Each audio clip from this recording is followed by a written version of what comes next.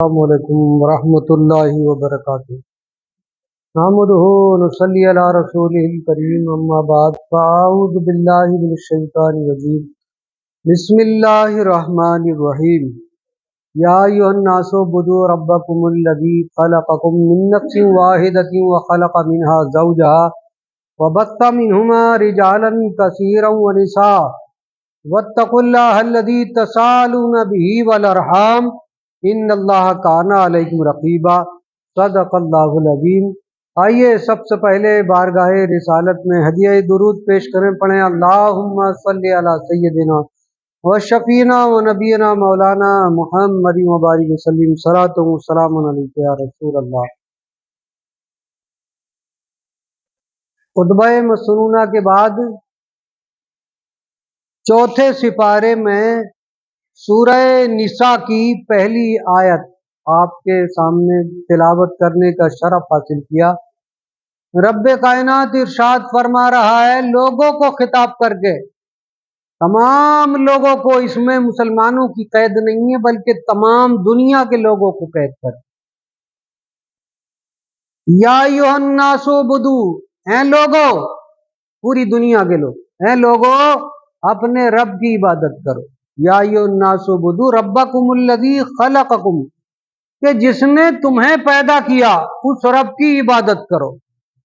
من نفس واحدۃ وخلق منها، من نفس واحد وخلق منها، من نفس واحد یعنی ایک جان سے، ایک جان سے تمہیں پیدا کیا، من نفس واحد وخلق منها زوجها، اور اس کی بیوی کو پیدا کیا، وخلق منها زوجها، اور ان سے وبث منہما رجالا کثیرا، اور انہی دونوں سے پھر بہت سے آدمی اور بہت سی عورتیں، ساری کے سارے آدمی کہیے، ساری عورتیں انہی دونوں سے اللہ نے پیدا کر دی۔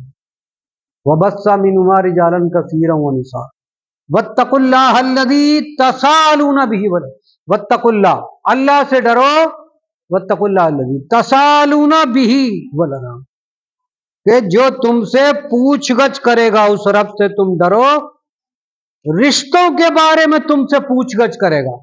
واتقوا اللہ الذی تساءلون بہ والارحام ان اللہ کان علیکم رقیبا، بے شک اللہ تمہاری جانوں سے قریب ہے، جتنی جان قریب ہے اتنا ہی اللہ تم سے قریب ہے۔ اس آیت مبارکہ میں اللہ تبارک و تعالی نے پہلے تمام لوگوں کو یہ بتایا، اے لوگوں اپنے رب کی جس نے تمہیں پیدا کیا ہے اس کی بندگی کرتے رہو، یعنی فرما برداری کرتے رہو، اس کی فرما برداری کرنا، اس کے فرمان کو، حکم کو ماننا، یہ فرما برداری کرنا، فرما برداری کرتے رہو کہ اس نے تمہیں ایک جان سے پیدا کیا، حضرت آدم علیہ السلام سے پیدا کیا، ان کی بائیں پسلی سے ان کی بیوی حضرت حوا کو پیدا کیا، اور پھر ان دونوں سے جتنے بھی دنیا میں مرد عورتیں ہیں سب کو انہی سے اللہ نے پیدا کیا۔ تو اپنے رب سے، اس رب سے، پیدا کرنے والے سے ڈرو، ڈرتے رہو، وہ تم سے قیامت کے دن تمہارے تمام رشتے داروں کے بارے میں پوچھے گا کہ ان سے تم نے کیسا سلوک کیا ہے، کیسا سلوک کیا، یہ اللہ تبارک و تعالیٰ نے ان آیتوں میں ذکر کر۔ اس وقت بڑا افسوس ہوتا ہے کہ جب اوروں کو تو غیر کو چھوڑیے کیسا معاملہ ہو، مگر جب سگے سگے بھائیوں میں لڑائی ہوتی ہے، بول چال بند ہو جاتی ہے، میں نہ اس سے بولوں گا نہ وہ مجھ سے بولے، نہ میں اس کے کھاؤں گا نہ وہ میرے کھائے، یہ کیا ہے؟ یہ اللہ نے ایسا، اللہ نے تھوڑی حکم دیا ہے، اللہ نے تو ارشاد فرمایا وہ تم سے ان کے بارے میں پوچھے گا کہ ان سے کیسا سلوک کیا ہے۔ اب اس وقت کیا جواب دو گی؟ اس وقت کوئی جواب نہیں۔ افسوس ہے اس بات کا کہ نماز بھی پڑھ رہے ہیں، 5 وقت نمازی، اور حج کو بھی جا رہے ہیں، روزے بھی رکھ رہے ہیں، اور پھر بھائیے سے کہہ رہے ہیں یار مان جا.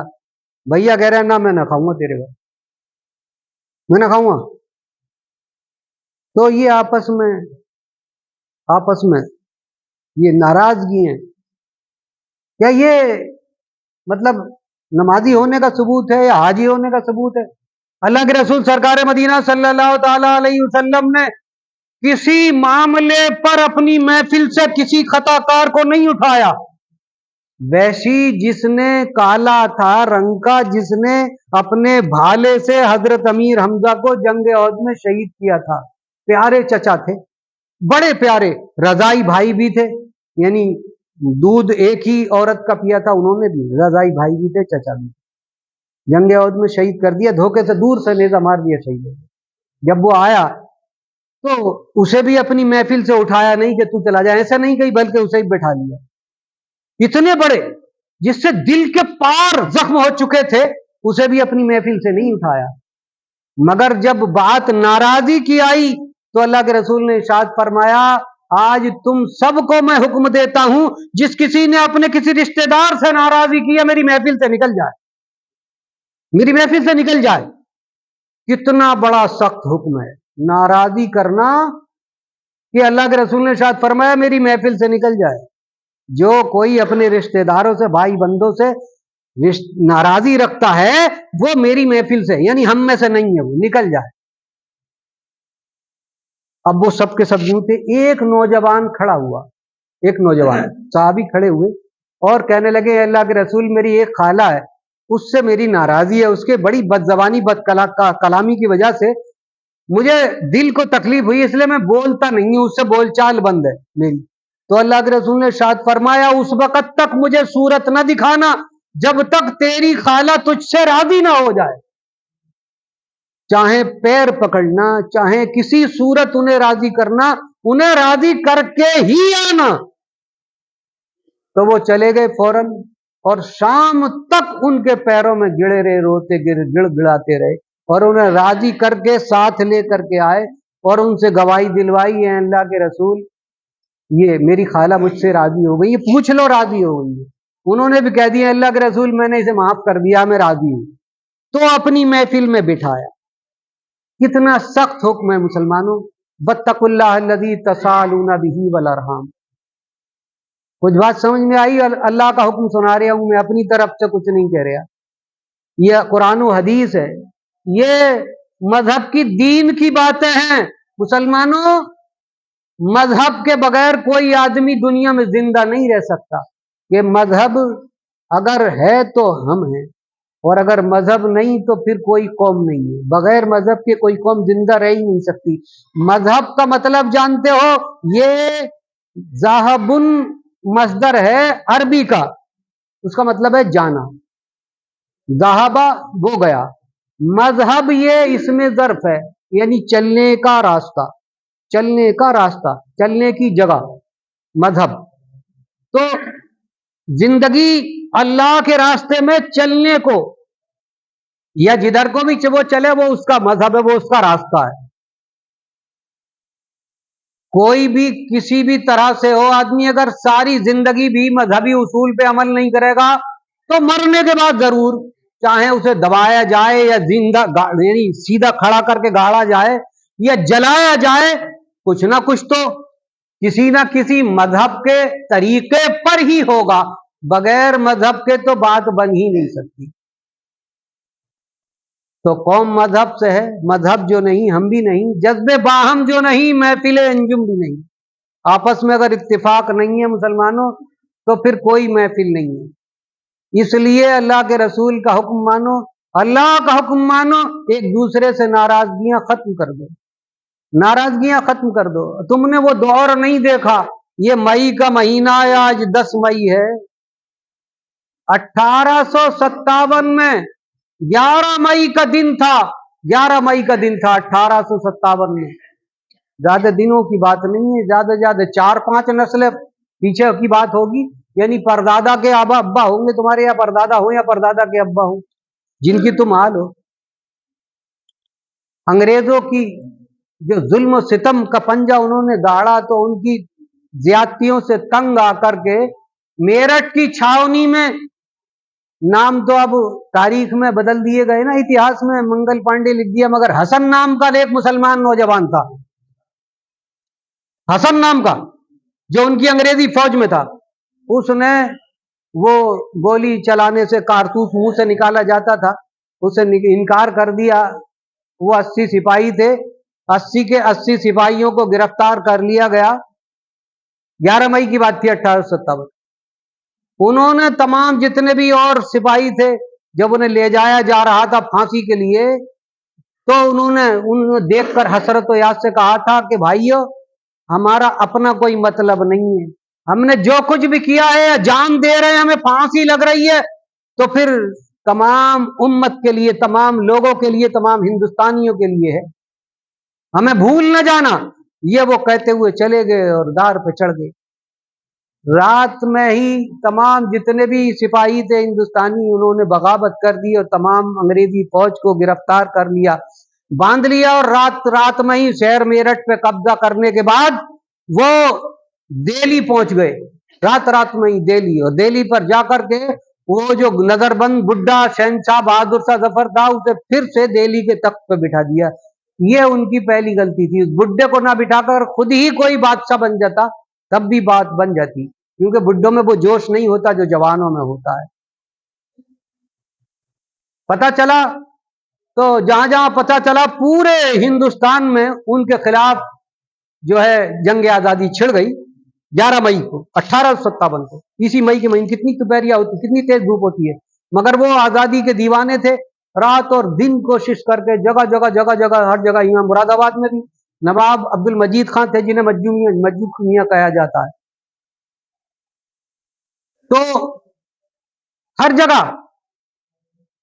انہیں سمٹنا مشکل ہو گیا۔ انگریزوں کو ایسا محسوس ہوتا تھا جیسے انہیں کوئی جائے پناہ نہیں۔ وہ کلکتے جا کر کے، جہاں ان کی راجدھانی تھی، اس جگہ ٹھہرے جا کر کے، اور دہلی سلطنت کا سب جگہ راج۔ اب انہوں نے دیکھا ہندوستانیوں کو یوں سامنے کی جنگ سے تو ہم ہرا نہیں سکتے، اس لیے انہوں نے جو ہے اندر خانہ اپنے خزانے کھول دیے، اور اپنے مطلب کے لوگوں کو تھیلیاں دے دے کر، پیسے دے دے کر کے خرید لیا۔ یہاں تک کہ مرزا الہی بخش جو سمدی تھے، سگے سمدی بہادر شاہ ظفر کے، انہیں بھی خرید لیا۔ شاہی طبیب حکیم احسن اللہ خان جو شاہی طبیب تھے، انہیں بھی خرید لیا۔ تمام جو غدار تھے، جو لالچی تھے، ان تمام کو خرید لیا۔ اور وہ مئی سے چل کر کے مئی، جون، جولائی، اگست، ستمبر، اکتوبر کا مہینہ آ گیا۔ موسم بھی اچھا ہو گیا، کیونکہ گورے جو تھے وہ لڑنا نہیں چاہتے تھے، گرمی میں ان کے ویسے ہی پسینہ پسینہ ہو جاتے تھے۔ تو اکتوبر کے مہینے میں انہوں نے اپنے تمام غداروں سے، جو کہ ہندوستانیوں کو خرید لیا تھا، ان تمام کو سیٹنگ میں لا کر کے وہاں سے چلے، اور دلی پہ جو ہے انہوں نے 4 جانب سے یہ کئی یلغار کا یہ حملہ کر دیا۔ مرزا الہی بخش حکیم احسن اللہ خان نے کشمیری دروازے کو رات کے وقت کھول دیا، اور بارود خانہ جہاں تھا اس جگہ بارود خانے میں جا کر کے آگ لگا دی۔ تو بارود خانے سے بارود تباہ ہوئی، ہتھیار تباہ ہو گئے، اور بہت سے جو کیمپ میں سپاہی تھے وہ مر گئے۔ اور رات کے وقت میں کشمیری گیٹ کھول کر کے تمام انگریزی جو سپاہی تھے انہیں اندر دہلی میں رات ہی رات میں قبضہ کرا دیا۔ یہ ہندوستانی ان ہندوستانیوں کی داستان ہے جنہوں نے پیسے لے لے کر کام کیا تھا۔ وہ ان کی غداری، ان کے ساتھ، ہندوستان کے ساتھ غداری کی، اور آخر کیا ہوا، وہ نہ راج رہا۔ جنرل بخت کا روہیلا، جو کہ میرٹھ چھاونی کے سپہ سالار تھے، انہوں نے اس شاہی خاندان کو بچانے کے لیے اپنی جانوں کی قربانی، لال قلعے کے گیٹ پر جو سرخ رنگ کی مٹی آج بھی ان کے خون کی یاد دلاتی ہے مسلمانوں، ان نوجوانوں کے، پتہ چلا پورے ہندوستان میں کہ جنگ ہو رہی ہے، آزادی کی جنگ ہو رہی ہے، وہاں تو قبضہ کرا دیا غداروں نے، اور یہاں سے جا رہے ہیں، وہاں سے جا رہے ہیں، وہاں سے جا رہے ہیں۔ راستے میں جس جگہ جو پلٹن ملی، 20 کی، 30 کی، 50 کی، انگریزی فوج نے اسی جگہ اسے پیڑوں سے لٹکا دیا، گردنوں میں رسی باندھ کے پیڑوں سے لٹکا دیا، اور ان کی لاشیں سڑتی رہی، گلتی رہی، کوئی انہیں دفنانے والا نہیں تھا، کوئی ان پہ فاتحہ پڑھنے والا نہیں تھا۔ یہ حقیقت ہے۔ آج اگر چھپا لیا کسی نے، نئی نسل کو میں اس لیے سنا رہا ہوں کہ وہ سن لیں، اپنے بڑے بوڑھوں کی داستان سن لیں، یہ کہیں کسی کتاب میں تمہیں اتہاس میں پڑھنے نہیں ملے گی، کیونکہ اتہاس تو اور بدل رہے ہیں، پہلے بدل دیا پھر بدل رہے ہیں دوبارہ سے، اب تو کام ہی ختم ہو رہا مسلمانوں کا اتہاس سے، وہی پڑھیں گے، ان کی باتوں کو پڑھیں گے۔ اس لیے غور سے سنو کہ غداری کیا ہوتی ہے، جو اپنوں سے ناراضی کرنے کا نتیجہ کیا ہوتا ہے۔ پھر سے دوبارہ سے اس ہندوستان پر قبضہ ہو گیا اکتوبر کے مہینے میں، اور پھر تمام جتنے علماء تھے جنہوں نے کہ ان کے خلاف لڑنے کا حکم دیا تھا، فتویٰ دیا تھا، ان تمام مولویوں کو گرفتار کرنا شروع کر دیا انہوں نے۔ مولانا فضل حق خیر آبادی کو انڈمان نکوبار دیپ میں پہنچایا، اور بھی کئی مولوی تھے۔ یہاں کے مراد آباد کے مولانا کفایت علی کافی ان کا تخلص تھا، انہوں نے بھی فتویٰ دیا تھا ان کے خلاف، تو انہیں گرفتار کر کے عدالت میں مراد آباد کی، اور ان سے کہا گیا کہ تم جو ہے اپنے فتوے کو کہہ دو کہ یہ میں نے نہیں دیا، اتنی بات کہہ دو کہ یہ میں نے نہیں دیا تو تمہیں چھوڑ دیا جائے گا۔ جان بچانے کے لیے ایسا کہنا بھی جائز تھا، یہ جائز تھا، مگر انہوں نے نہیں، اللہ اور اس کے رسول کی اور اپنے وطن عزیز کی محبت میں بوانگے دہل کہہ دیا کہ نہیں، یہ میں نے دیا ہے، اور آج بھی کہتا ہوں کہ تم ظالم ہو، تمہارے خلاف لڑنا ثواب ہے، جہاد ہے۔ تو ان کے جسم پر پہلے یہ بجلی کی پریس تو نہیں تھی، وہ تھی کوئلوں والی، تو کوئلوں کی پریس گرم کر کے ان کے جسم پر پھیری گئی، تمام کھال ادھڑ گئی کہ اب بتاؤ کیا کہہ رہے ہو۔ تو انہوں نے کی جو بات پہلے کہتا ہوں وہی اب کہہ رہا ہوں کہ تم ظالم ہو، تمہارے خلاف لڑنا ثواب ہے۔ تو انہیں جو ہے پھانسی پہ لٹکانے کا حکم دے دیا۔ آخری خواہش پوچھی کہ تمہاری آخری خواہش کیا ہے، تو انہوں نے کہا کہ میں ایک نعت پڑھنا چاہتا ہوں، میں ایک کلام پڑھنا چاہتا ہوں، آخری خواہش یہ ہے۔ تو انہوں نے کہا ٹھیک ہے چلو سناؤ۔ تو انہوں نے سنایا تھا یہ اپنا کلام: کوئی گل باقی رہے گا نہ چمن رہ جائے گا، اور پر رسول اللہ کا دین حسن رہ جائے گا۔ بڑے بڑے چمکدار لباسوں میں کھڑے تھے اس جگہ، ہندوستانی بھی کھڑے تھے، انگریز بھی کھڑے تھے۔ تو آپ نے کہا تھا کہ اطلس و کم خواب کی پوشاک پر نازا نہ ہو، ارے اس تنے بے جان پر خاکی کفن رہ جائے گا، اور ہم سفیر و باغ میں ہیں چند دن کے چہچہے، بلبلیں اڑ جائیں گی سونا چمن رہ جائے گا، سب فنا ہو جائیں گے کافی ولیکن حشر تک، سب فنا ہو جائیں گے لیکن کافی حشر تک، نام پاک مصطفیٰ اور پنجتن رہ جائے گا، نام پاک مصطفیٰ اور پنجتن رہ جائے گا۔ حقیقت میں یہی ہے کہ ان کا مراد آباد کے کافی مولانا کافی صاحب کا آج بھی کلام میں پڑھ رہا ہوں، اور نہ جانے کتنی جگہ پڑھا جاتا ہے، قیامت تک ان کا نام رہے گا۔ اور جنہوں نے تھیلیاں رکھی تھی ان کی قبروں کے نشان مٹ گئے، کتنے دنوں تک وہ پیسے، زیادہ زیادہ سال دو سال بھی نہیں، اللہ نے ان پہ پکڑ رکھی، جیسے کہ کربلا کے بعد میں یزیدیوں پر پکڑ آئی اور اپنے گھر میں بھی جا پناہ نہیں ملی، اسی طریقے سے ان پیسے سے بکنے والوں کو جائے پناہ نہیں ملتی ہے۔ اس لیے اللہ کا حکم مانتے رہیے، آپس میں اتفاق سے رہیے، واتقوا اللہ الذی تساءلون بہ والارحام، اللہ سے ڈرو کہ وہ تمہارے آپس میں رشتہ داروں کے سلوک کے بارے میں تم سے پوچھے گا۔ واتقوا اللہ الذی تساءلون بہ والارحام ان اللہ کان علیکم رقیبا، بے شک اللہ تمہاری جانوں سے بھی زیادہ قریب ہے۔ جب جان سے زیادہ قریب اللہ ہے تو پھر کیوں کر کے جھوٹ بولو، ارے کیوں کر کے کسی کے حسد کرو، کیوں کر کسی کی بغض کینہ چغلی یا غیبت کرو۔ سلمانوں چند دن کی زندگی ہے، نہ جانے کتنے لوگ آئے زمین پر اور چلے گئے، جنہوں نے اللہ اور اس کے حق رسول کی فرما برداری پیروی کی، ان کے چرچے قیامت تک رہیں گے، قیامت تک رہیں گے۔ یہ ان کا عیسائیوں کا مشن ہے جو کہ فیس بک کے ذریعے اور یوٹیوب کے ذریعے، انسٹاگرام کے ذریعے، یعنی موبائل کے ذریعے سے نئی نسل کو بگاڑا جا رہا ہے۔ نئی نسل کو اس میں عریانیت دی جا رہی ہے، فحش گویائی دی جا رہی ہے، نہ جانے کتنی بری بری باتیں. جو چیز دیکھے گا بچہ وہی تو سیکھے گا. عرب میں پیدا ہونے والا عربی خود بخود بولنے لگتا ہے، ہندوستان میں پیدا ہونے والا خود بخود ہندی بولنے لگتا ہے. جس جگہ جو چال و چلن ہوتا ہے اسے ویسے ہی یاد ہو جاتا ہے. تو جب چھوٹے بچے کو ہی دکھا دے کہ تو لے دیکھ لے دیکھ لے دیکھ لے، اور جب تک وہ جوان ہوتا ہے موبائل میں ہی لگا رہتا ہے، ابا سے، استاد سے، بڑے بوڑھوں سے کوئی لگن نہیں. یہ ان کی ایک سازش ہے کہ اس کے ذریعے سے اپنی انہوں نے کلچر یا اپنی بات تمہاری نئی نسلوں میں بھر دی. یہ ضرورت ہے اپنی قوم کو زندہ رکھنے کے لیے ہم اپنی نئی نسل کو اللہ اور اس کے رسول کے قانون سے آراستہ پیراستہ کریں اور سچے عاشق رسول غلام رسول بنائے. اللہ تبارک و تعالی نئی نسل کو عشق رسول عنایت فرمائے، قرآن و سنت پر عمل عنایت فرمائے. آمین. وآخر دعوانا الحمدللہ.